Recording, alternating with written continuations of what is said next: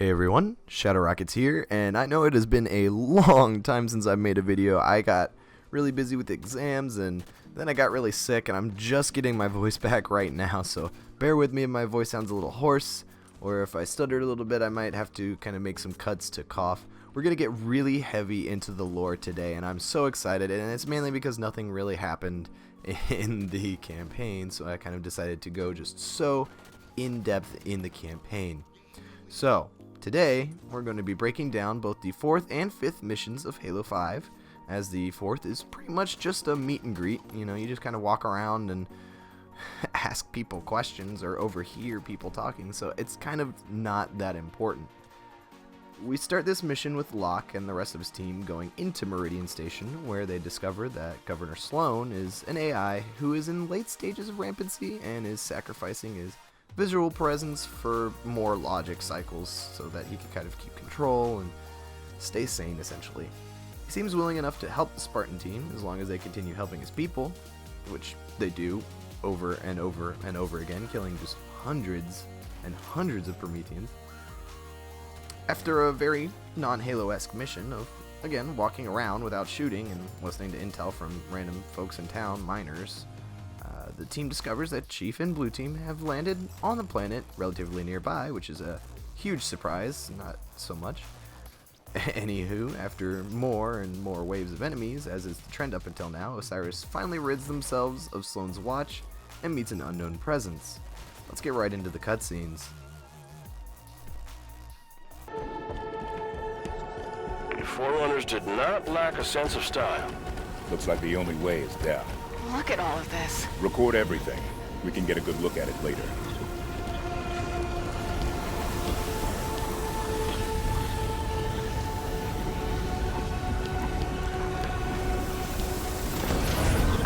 Spartans, I'm losing your... Governor? Privacy at last. This place is huge. Why wouldn't Sloan report a find of this size? Mother hell. Tanaka? Just realized. Buck was saying Blue Team didn't fight Prometheans. Well, they didn't have to sweet-talk Sloan either. You think Sloan let them down here? Reckon it's a possibility. Possibility, but not a certainty. If Sloan's hiding something, we'll draw it out of him after we investigate this structure.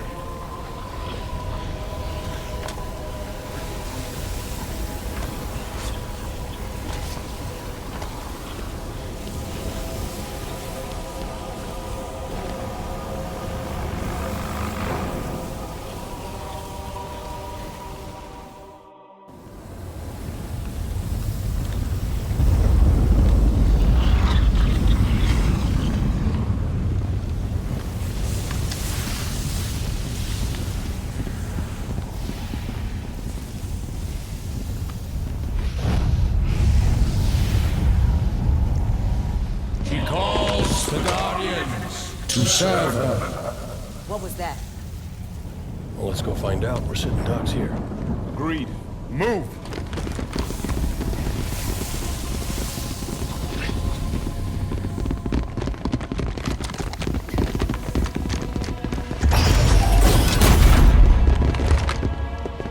Your presence in the Guardian's shelter is undesirable.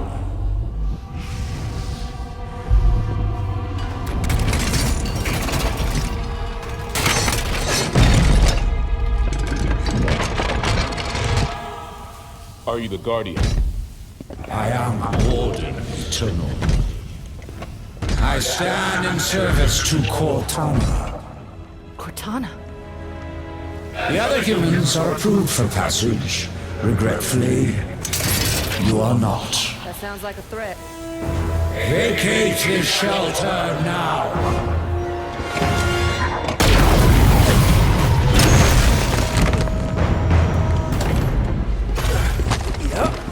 That was a threat, all right.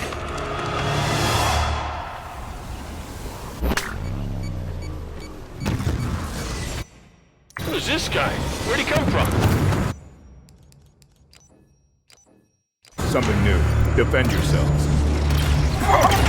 You are necessary to her plans. Leave now, and we swear.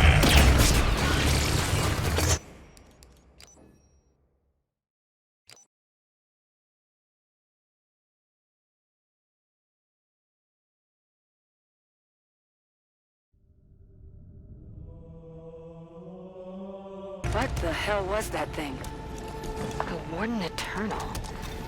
He said he served Cortana. Not anymore, he doesn't. Another quake. Bad news. Should get moving. The Warden was protecting whatever lies beyond those doors. He called it the Guardian. Cortana is connected to this Guardian somehow, and that makes it the Master Chief's most likely target. We find it, we find him. Let's go.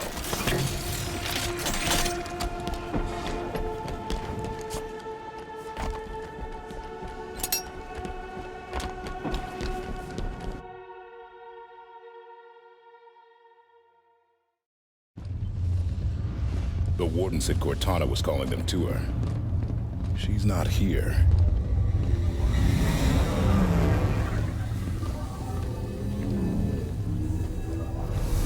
Oh, they built him big, didn't they? Figure that's the Guardian? Can't get much by Buck.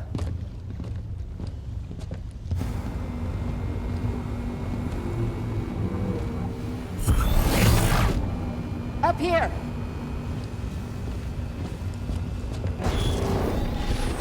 Contact! Move! Contain!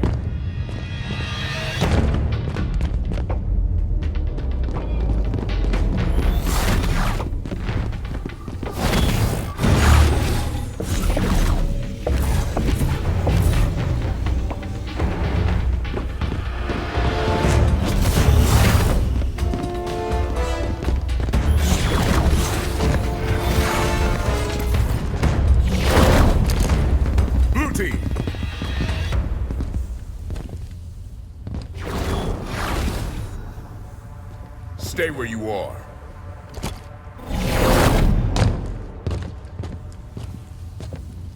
"117, stand down. Sir, you are absent without leave. This is your one chance to come home peacefully. Blue team, stand down. I have a job to do. Cortana's our concern now, sir. Like hell she is.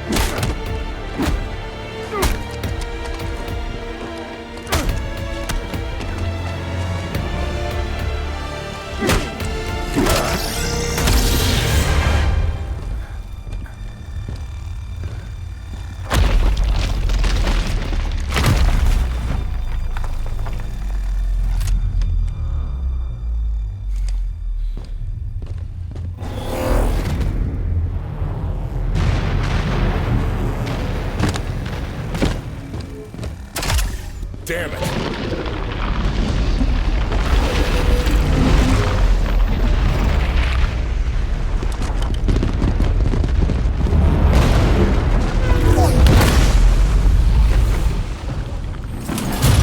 Don't like the looks of this.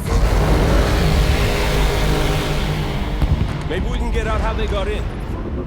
Go! Run!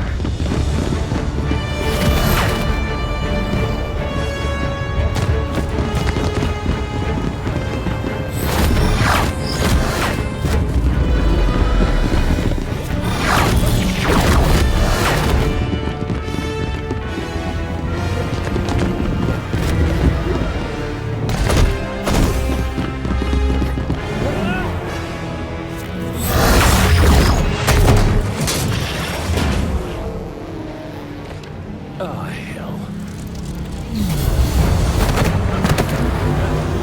I said run!